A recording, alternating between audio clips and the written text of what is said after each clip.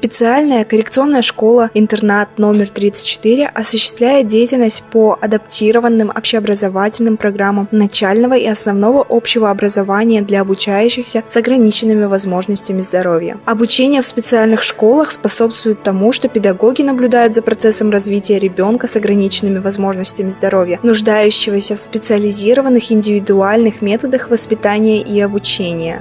В нашей школе обучаются на данное время 265 детей. Из них, 175 детей обучаются по программе 7 вида, и остальные дети по программе 8 вида. У нас 2 объекта. Это Билибина, 14, где мы сейчас находимся, и второй объект – это по Сергелявскому шоссе, где у нас обучаются дети 8 вида, а также там и проживают. У нас, конечно, образовательная программа отличается от других школ.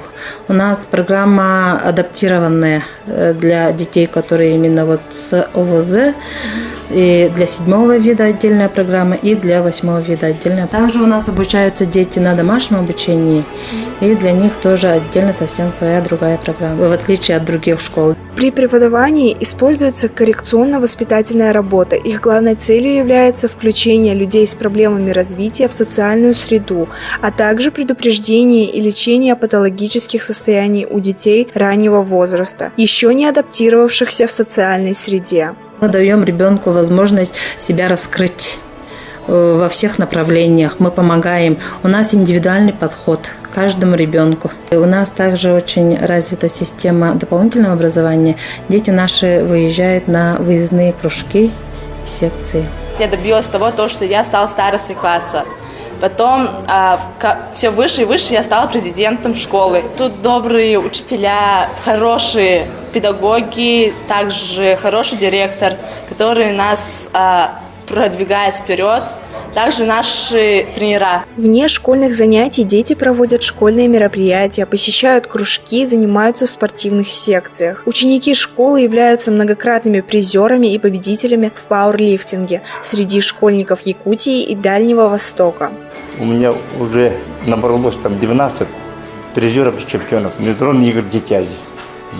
И выступают дети до сих пор, каждый год выступаем в Дальнем Востоке среди здоровых детей. И среди поражений опорно-двигательного аппарата у нас есть призеры, чемпионы тоже. А каждый год выступаем по России. Хотя у нас спортзала нету, я договариваюсь именно с другими предприятиями, чтобы нам помогли спортзалом, чтобы мы занимались. Для детей почему это нужен спорт? Потому что они разбивали себя, дух разбивали. Добился очень много успехов, ездил в Дальний Восток, стал чемпионом, И вот соревнования тоже первые места занимали, с ребятами ездили. В дальнейшем хочу быть тренером по пауэрлифтингу. Ездила на Дальний Восток, заняла 1, 2, 3 места по пауэрлифтингу. Нас учит Тащепков Юрий Иванович, и мы ему очень благодарны. На примере этих детей можно увидеть, что процесс их социальной адаптации и интеграции в обществе проходит быстрее, что обеспечивает социализацию для детей с особыми потребностями.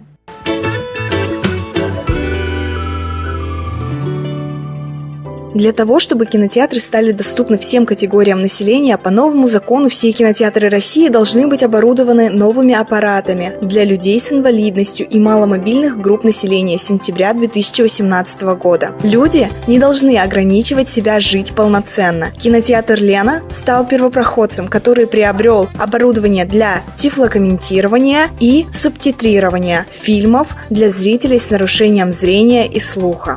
В этом году весной мы еще установили тифлокомментирование и субтитрирование в нашем кинотеатре, но по практике мы начали пользоваться им только осенью. Потому что, к сожалению, услуга-то подходит не каждому фильму, только в данное время занимается кинокомпания Disney. В ноябре мы показывали мультик «Ральф против интернета». Сейчас у нас идет мультик, то есть фильм «Щелкунчик и 4 королевства». И в январе у нас будет «Мэри Поппинс возвращается».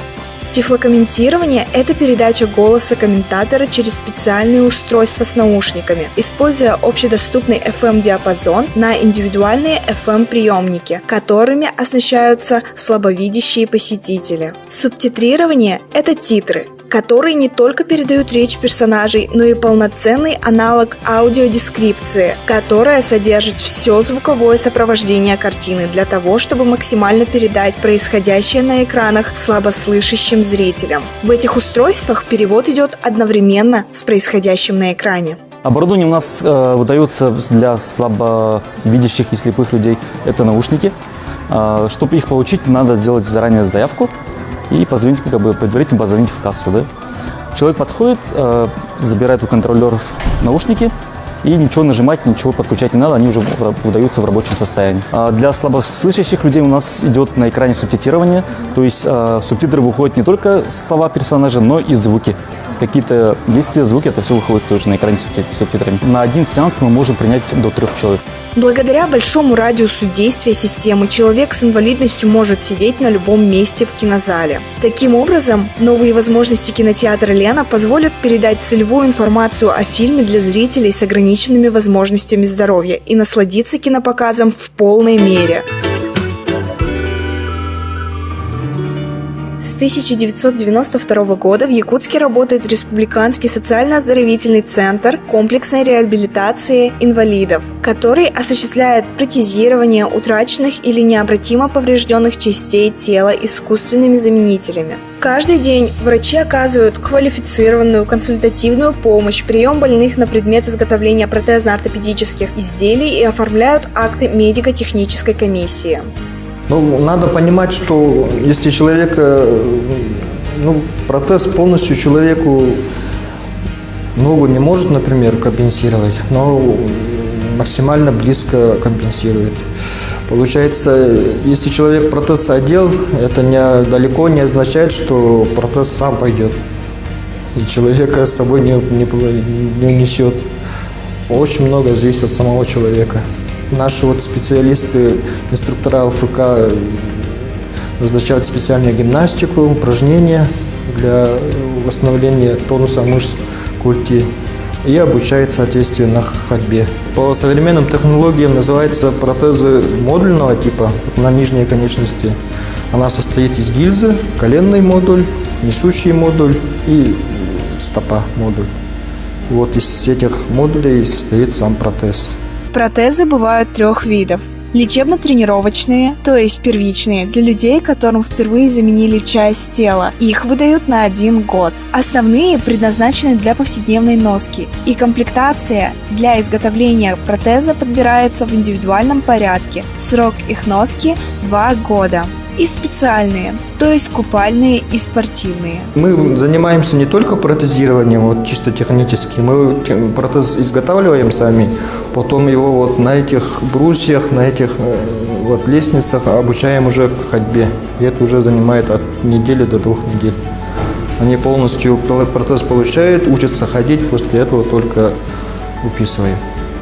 В структуру центра входит протезно-ортопедическое отделение, основным направлением которого является индивидуальное протезирование верхних и нижних конечностей, изготовление протезов, поддерживающих бандажей, туторов, реклинаторов, корсетов, сложной ортопедической обуви, ортопедических стелек, обучение пользованию техническими средствами людей с инвалидностью, ремонт, адаптация протезно-ортопедических изделий, в том числе цех по изготовлению верхних и нижних конечностей, обувной кабинет, шорный кабинет, где изготавливаются и устанавливаются протезы. Сейчас вы видите человека, который благодаря их работе впервые надел протез и встал на ноги спустя 5 лет передвижения на коляске.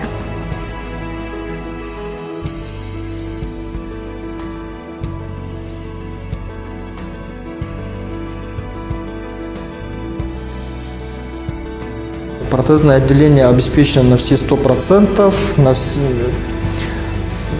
все оборудование, все получается у нас все специфичное для протезирования. Мы ничем не отстаем от Запада, от Европы. Делаем точно такие же протезы, по таким же технологиям, по этим же комплектующим. Основной целью Республиканского оздоровительного центра комплексной реабилитации инвалидов является помочь человеку не ощущать себя скованным в действиях и подарить ему надежду. Труд работников центра не останется недооцененным. Каждый день они помогают не только нуждающимся в протезах, но и их семьям.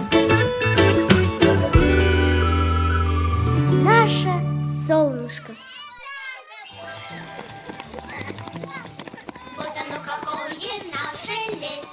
Сегодня мы едем в деревню. Нас ждут незабываемые приключения. Вот мы и приехали. Нас встречают деревенские ребята.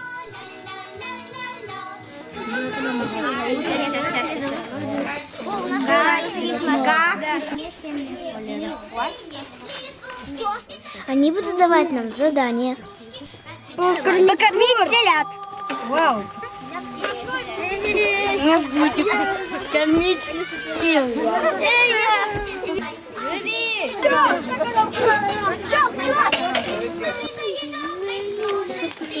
Покормить кур? Ура! Ура! Да, сюда, курочка. У нас нет есть.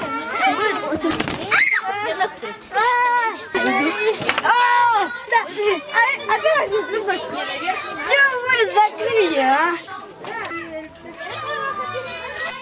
Неожиданно все начали прыгать с крыши на сено. Это страшно, но весело.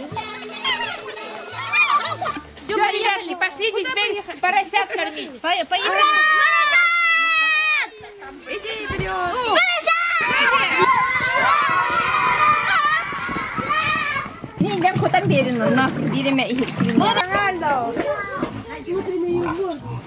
Но больше всего нам понравилось кормить свинок. Они такие забавные.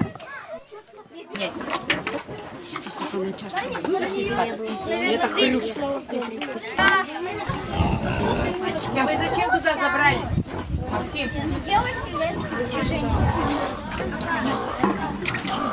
Но вообще-то в этом ролике мы хотели рассказать вам о более важных вещах. Знакомьтесь, это Вера. Она любит рисовать.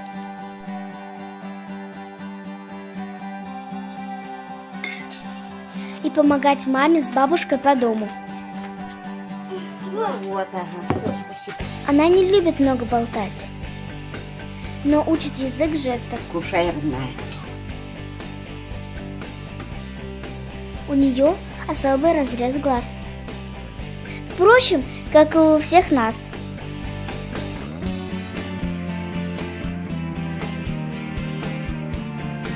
И это все, чем отличаются люди с синдромом Дауна от всех остальных. Разные, но равные.